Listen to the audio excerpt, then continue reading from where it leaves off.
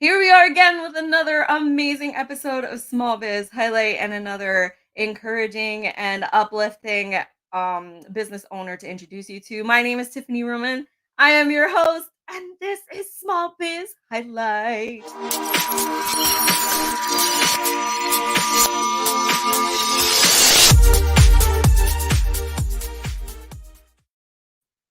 We did it. That's all I can say. We did it, guys. This is episode 100. I gotta say, this is episode 100. I cannot believe that. All right, so thank you in advance to every single one of you who've ever taken even 2 seconds to stop by and watch a video. I cannot believe we've reached this amazing milestone of 100 episodes. This is craziness. And I'm looking forward to multiple hundreds in the future. So thank you so much to everybody for your support, for stopping by, supporting the small businesses, because ultimately that is the end goal of every episode of this show. We are, of course, live with StreamYard. We would love to feature your comments live, your questions if you have them. But to make sure that StreamYard and Facebook are talking to each other, just got to click streamyard.com/Facebook. Don't worry, it's in the description of the video, but I will also copy and paste it into the comments so it's easily clickable for you to take care of that. 2021. This is your year. Since day one of 2021, I've been posting and promoting the positive vibes of whether you have a goal, a dream, an aspiration, whatever it is you are planning to do with your life in 2021, you are going to achieve it. I am claiming that for you and hoping that you receive it and pass it along to all your friends and family. Share the love, people. Let's talk about friends and family. My invite friends button on my Facebook business page is missing, and nobody can tell me why. So do me a favor and leave a comment, share this video. Doing so not only helps promote the show and the business page, but also, of course, spreads the love for this small business. So please, takes 2 seconds and costs you nothing. Help us out, help us spread the word so that small businesses out there know we exist and are here to help promote them. There's so much new with Small Biz Highlight. I mean, granted, it's 100 episodes today. Number 100. I'm just going to keep saying that.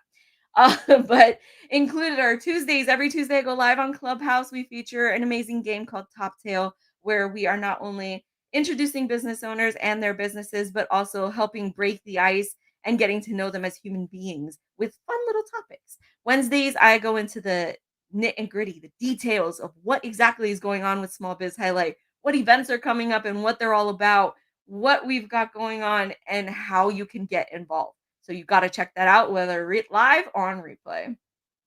Networking game night. Every 20th of the month, we stream a great opportunity for small business owners, a free opportunity at that, to, introduce themselves, get to know about their business, but then we dive into a game of Top Tail, and it is a ton of fun. Of course, bringing your favorite drinks is always allowed because let's face it, you're at home anyway. Have fun with it.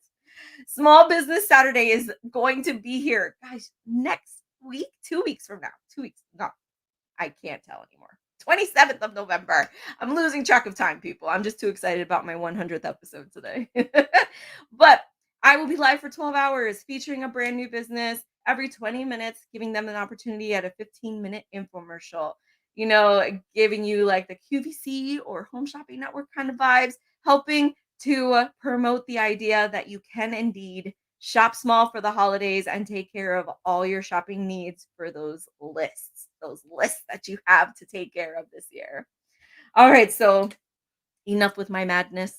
I'm done for now. You can always join me on Wednesday for the complete details on what's going on. But tonight I have the honor of introducing you to Katy. She has an amazing business that is going to help so many people, and always with the very uncomfortable subject of money. Because let's face it, no matter what we do, for some reason, it's just uncomfortable for some people, but not for Katy. And she's here to help you with that. But first, let's get her on here so we can get to know her a little bit. Yay! Hello, Katy. Hi. Thank you so much for being here tonight. I really appreciate it. You're so welcome, and congratulations on 100. That's so amazing. I'm so excited. Thank That's you. really Thank you for something. being my 100th guest. I appreciate it. I'm so excited. That's awesome. I cannot wait to dive into what your business is all about and your story. But first, I always love giving my guests the opportunity to let us know who you are as a person first before we get into all that. So, Katie, who are you? Awesome. Well, thank you so much.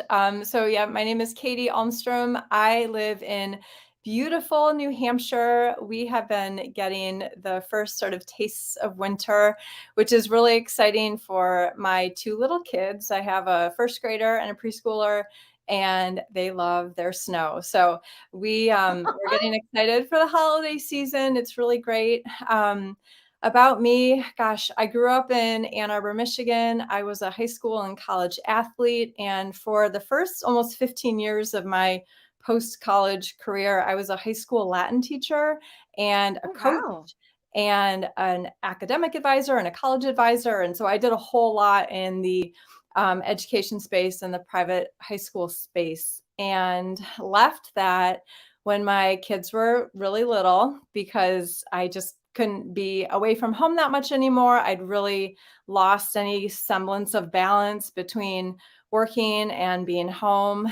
And so well, I guess backing up a little bit, I paid off a whole lot of debt when I was in my mid 20s. And that was transformational. Like, the word transformational doesn't really do it justice. Like, it changed my life. It also saved my life. Like, I just was something I say a lot is I was doing a lot of things not well in my 20s. Health, I wasn't doing well. My boundaries, I wasn't doing well. Relationships, I wasn't doing well. Work, I wasn't doing well because Yes. of the health and the stress and the everything. And so money was the first thing that I was able to really wrap my head around and get like active around. Like, I started taking action on.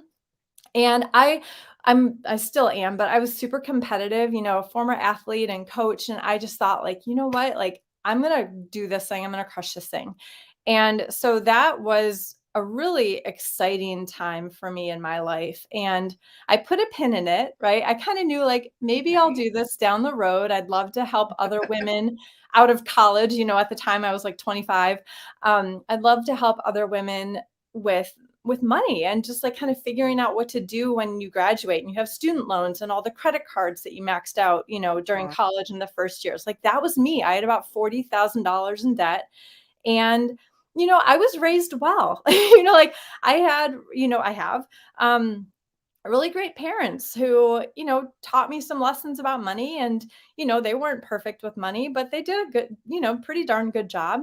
And I just kind of was clueless. And so, anyway, I think that's typical. I think a lot of us kind of get to the real Oh, yeah. world and it's like, we just don't get really taught this stuff as well as we should, no matter sort of what kind of influences we have growing up. When you become an adult, it's like, "Oh, now I should start paying attention to this stuff." And there's Yeah. no one there to teach you. Like, there's no Yep. one there trying to give you that advice when you're finally ready to, like, perk up and listen, you know? I hear So, you. I you Yes. know so I luckily found a plan that worked for me, paid off all my debt, and that was just a really big life-changing time for me. And so I guess fast forward, gosh, it was 12 years when I decided to finally start my own business, leave Wow. teaching, be home with my family. And financial coaching was just something that kind of fell in my lap. And I thought, yeah, this is like, I set that, like, planted that seed all those years ago. And it just felt so right. So it was really funny because a lot of people were like, wait, you were a Latin teacher. Like, we know you, Katie, as a Latin teacher. Now you're going to help people with their money. And, like, it like was such a disconnect for them. And I was like, oh my gosh, it makes so much sense to me. So, Aw. They just didn't know you, Katie. They just didn't I know you. That's you all. know, well, it's funny because I joke with my clients a lot that, I would have, the high school students come into my classroom, right? So, I had a whole bunch of, students, but then also my advisees, right? And I would often have the valedictorian as an advisee, or like the star, of the musical, or like a really good athlete. And Mm. and like this, just all these like amazing kids, young women. And one by one, they would come in my classroom and they would break down in tears. They were stressed about something. They were having a fight with their friend. They didn't think they could get all their work done. Whatever the case was, right? And so every time one of those kids would come in the room, I would start by saying, listen, you're like the eighth girl who's come in my classroom and cried this week. You're not alone. And they're like, oh, really? Like, I'm not the only one. And like, immediately that helped, and they still had their issues, but just knowing that they weren't the only one that felt that way Oh, was yeah. huge. And I picked up on that, right? Like, I learned that trick, that like hack, if you will, to like talk to the kids. And I use it with my coaching too. I get someone on the Love phone it. or in that consultation, and they're just, they're nervous about $10,000 in debt. And I'm like, listen, you don't want to know what I've heard this week. You are not alone. Like, I know it feels heavy, this 10,000 in debt, but like, you're not alone and this is doable. Like, I've seen so many people work through this, whatever that means to you, right? It doesn't necessarily mean pay it off overnight, but like, we can work with this and you're going to be okay. Yes. So that was a real Wow. easy transition for me, because so many of those skills working with my clients transferred from working those with those emotional, hormonal teenagers, who Oh had their own gosh. stresses. Definitely remember those days. Yeah, all too well, right? Gosh, yes. And I too was one who was fortunate. My stepdad is an accountant. Okay. So when it came time um to think about getting my own car, because I finally got my license, Yeah. he did me small things that I didn't realize were huge things, like making sure the car was in my name so that I was getting credit for paying the loan. But, he even, like, set up, like, a payment plan for me. I couldn't pay it completely on my own, so he would pay half and I paid half. And stuff like that that would just translate into my adult life, like, Yeah. "Okay, this is all I've got a plan." Yeah. I can do this, and thankfully, with that small thing, he helped me establish my credit early. With the loan, I was able to pay it off and get good standing and all that. That was probably one of the best things that could have helped me propelling forward into adulthood. I didn't go to college coming out of high school. I went to the military. So college loan debt is not something I had to worry about per se. Mhm. But you know, it the fact that I had that, and then in high school, I actually had an accounting class in high school, which Great. not everybody does, Right. unfortunately. But I loved that and it was a simple project. They gave you a certain amount of a budget. You had groceries to do, you had bills to pay, and then you had to fill out your little checkbook. I But love it. it seemed tedious, but at the same time, it was very fulfilling, or very a good feeling knowing that I got through all of it and I still had money at the end. Yeah. Where, some other people, they went through and they're like, "Wait, what happened? Where's my money?" And then, the teacher would be like, Doug, guys, that's kind of the point of the class." Right. Yeah, there were no budgeting apps back then. No, there wasn't. I mean, there was no apps that were helpful whatsoever back then. They were No. more just playful games and stuff like that. But Yeah. to see how much we've progressed as a society, with the apps that can help us budget and whatnot, or there's even apps that help you break down your debt to show you how you can pay it off faster. Like, how Mhm. crazy is that? But there's just something to having someone like you coach you through the process, like bring it to your attention exactly what's going on in your financial status and what it means, versus an app just telling you, okay, this is what you do and this is what you're going to pay, but why am I Well, paying that much, kind of a thing. I think something that you said at the beginning there just totally hit the nail on the head for sort of like what I do and what I teach. And so you said I had a plan, and I trust, or I was able to do it. Like, I Yes. like trusted myself to do it. Something, you said something along those lines. And I think those are really the two things, because you look around and there are so many financial gurus, and they all have their own sort of take on how to do things. And I think, I've always been one of those people where like when I hear something I like latch on and like go down the rabbit hole and like I want to know everything this person says. And I'm like, okay, I'm doing this. Like I get very tunnel vision that way. And I'm trying to get better at not doing that, because especially with money, it's the same thing with like food and exercise. Like there's no one Yep. way that is best. When I paid off my debt, I was single. I had no responsibilities. Like I didn't even have house plants to keep alive. Like it was easy for me to do a very sort of aggressive like debt payoff. And Oh, I yeah. had a debt-free boyfriend who supported me, like who encouraged me, right? Like I had someone encouraging me. And if I was like, oh my gosh, like I just, you know, worked so hard or made this big debt payment, he was like, cool, I'll take you out to dinner. Like I had it very easy, you know? Oh, that's And so so great.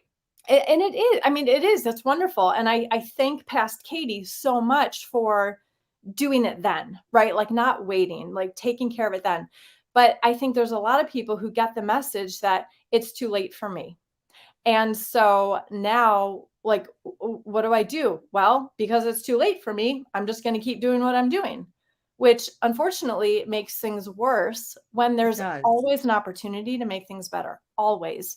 Even if it means finding a way to invest in yourself so that you can raise your income, so that you can move things along a little faster. There's always something we can do differently.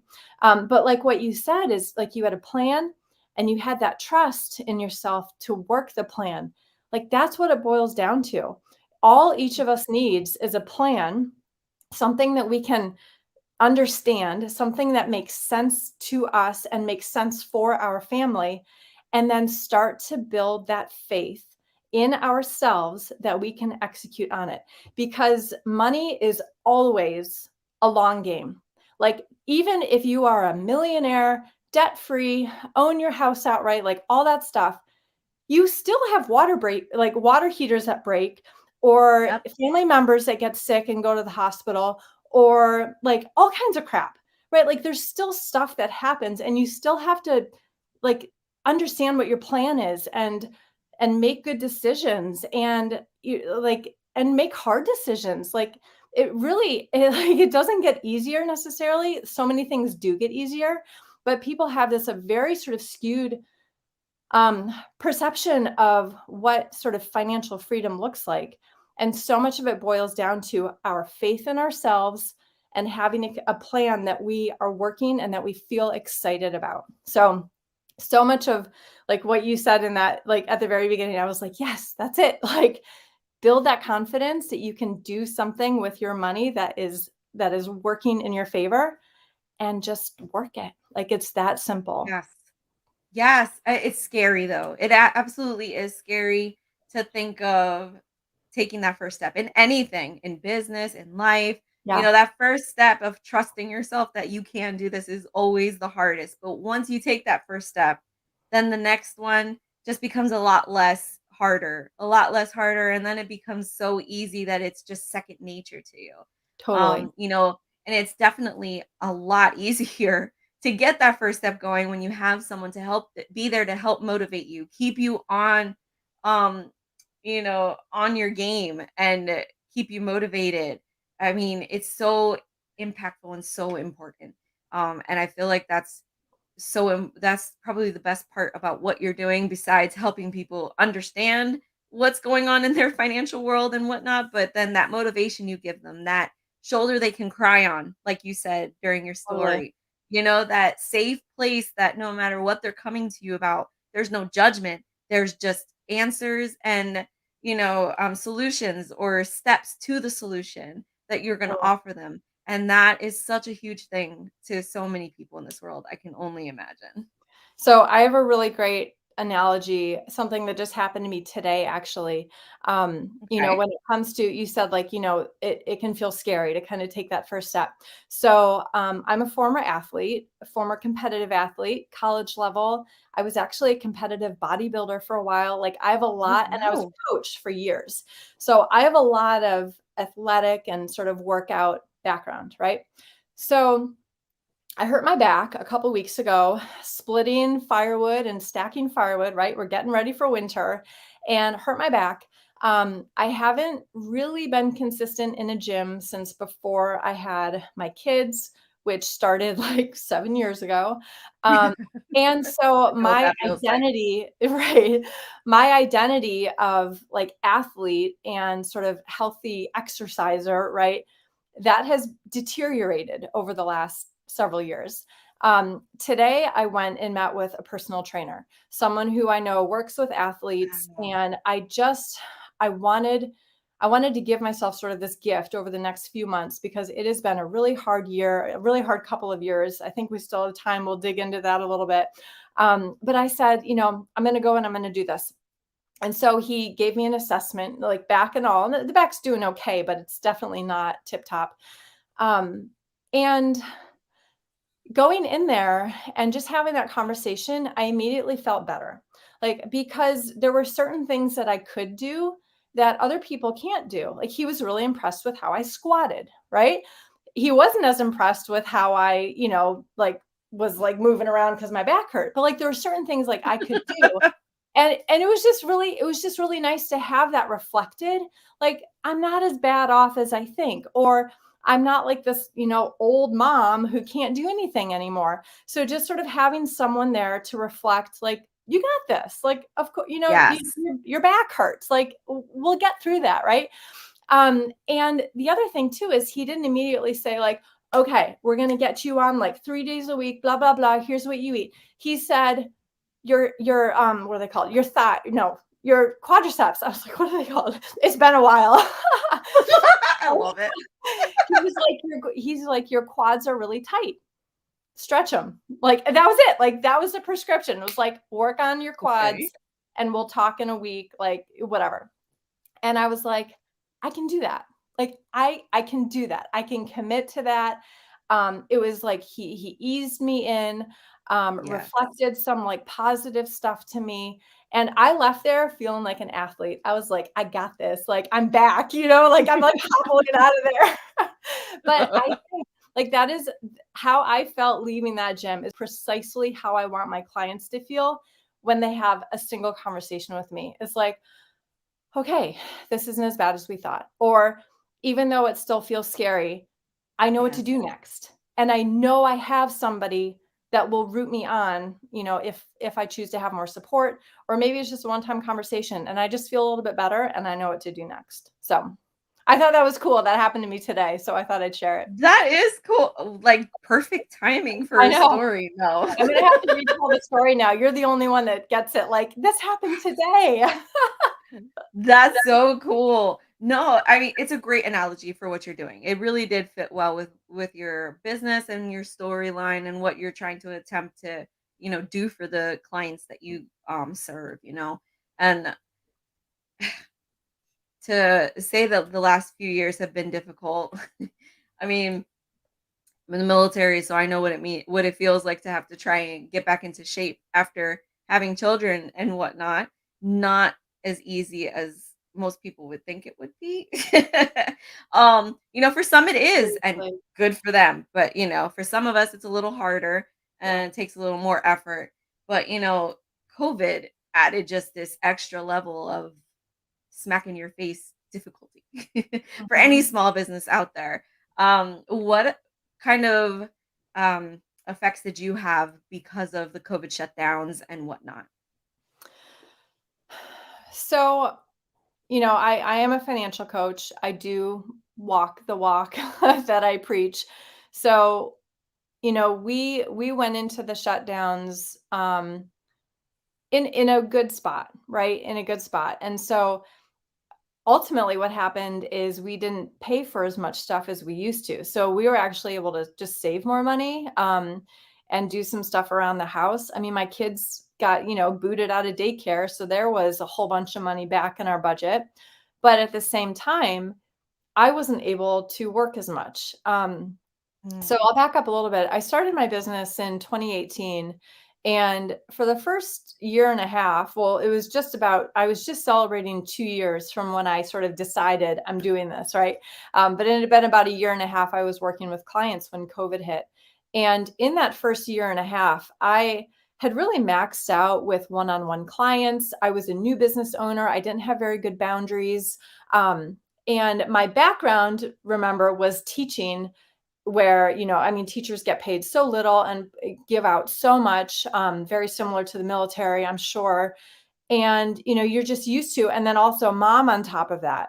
Right. So I'm just used to just giving, right? Like, when can you meet? Mhm. Great. I'll make it work for you. Right. I had no boundaries. So I would have 30 clients at a time. Oh And gosh. and I was undercharging. I was burnt out. Like, it was just so hard. Oh So man. in 2019, near the end of the year, I decided I can't do this anymore. I don't want to hate this. Like, I want to love my business again. And so Yes. I sort of went back to my teaching roots and said, cool, here's what I'm going to do. I'm going to go into companies and schools, and, whoever will bring me in. I was working with some banks. I will do workshops. I'll teach how to budget, how to talk to your spouse about money, how to pay off your debt, like all these topics that come up with my clients. And then if employees want to sit down with me one on one, they can do that. The company will pay for it. And I just show up and serve the people. So I could charge more, and it was like work hours, right? No bank was going to have me come in at 8 p.m., And I was like, perfect, like ding, ding, ding, jackpot. Like, I figured it out. My like future is set. Cool. So I like booked out with all these companies and banks and schools for all of 2020. I was so excited. And in a week, they all canceled. My kids Oh came home, no.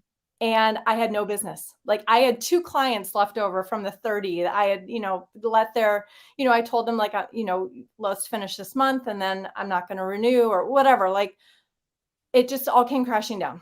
All this work, all this pivoting, right? I pivoted before the pandemic. Oh And no. so it was just, so financially we were okay.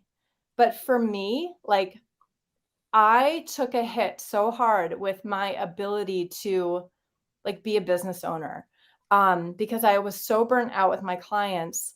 And then I tried to make the shift, and then it just crash landed. And I was just like, Am I not cut out for this? Like, do I not?" Like, it was just so hard. It was so, so hard. And of course, I had people saying, like, "Did they sign contracts?" And I'm like, "No, they didn't sign contracts." Like, I have no clients. Oh my gosh. I love the Like, face. I'm No. still a newbie, apparently.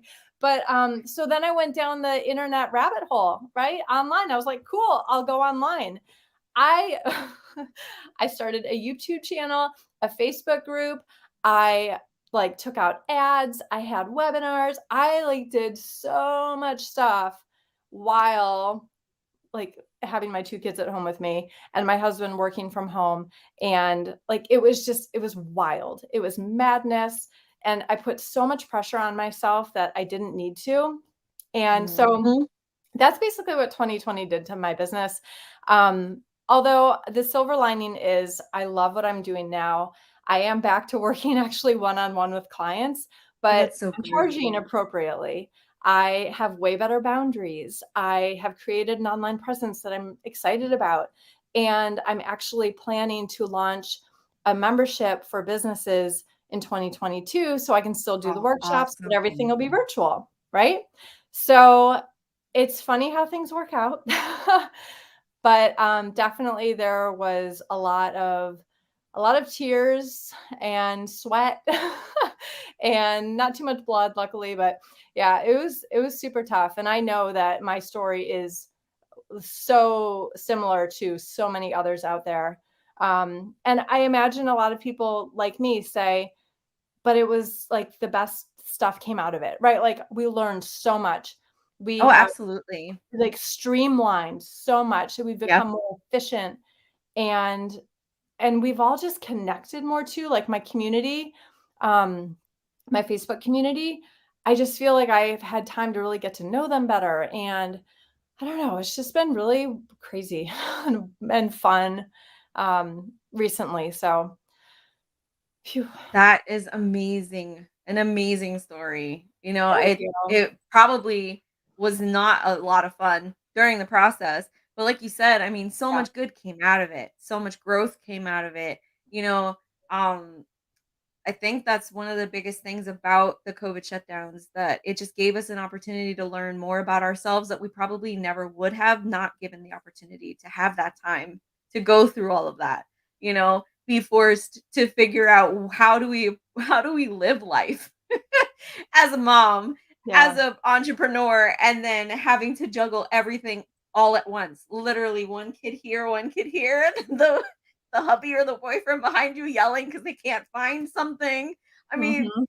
we as moms wear so many different hats as it is on a normal day. To then add in the fact that we're trying to run our business on a regular basis in the midst of all of that just proves how crazy we can be. But it also proves just how strong we can be. And that's exactly what your story just proved, you know? Proving that, no, despite what may be going on around you, you persevered. You recognized what you were doing, not wrong, but just that wasn't connecting well with your with your lifestyle, with the way you were running things, and how to grow from that so that you can be a prosperous business coming out of it. What you can do to help not only make the business better for you, but then better for your clients as well. And it's just something I think that all businesses hope they can have at some point where, it doesn't it doesn't drain them too much, but at least that one moment where they can learn what their limits are and how much further they can go from there, because that's Yeah. huge. Well, and I think, and I'm sure you've experienced this too, like there were a lot of hard fought lessons in Oh, yes. 2020, right? And so now it's kind of like at the point where I'm like, if I hear someone giving advice, I shut up and listen. Like, I'm so much better at taking advice from people who have Yes. sort of walked that path ahead of me.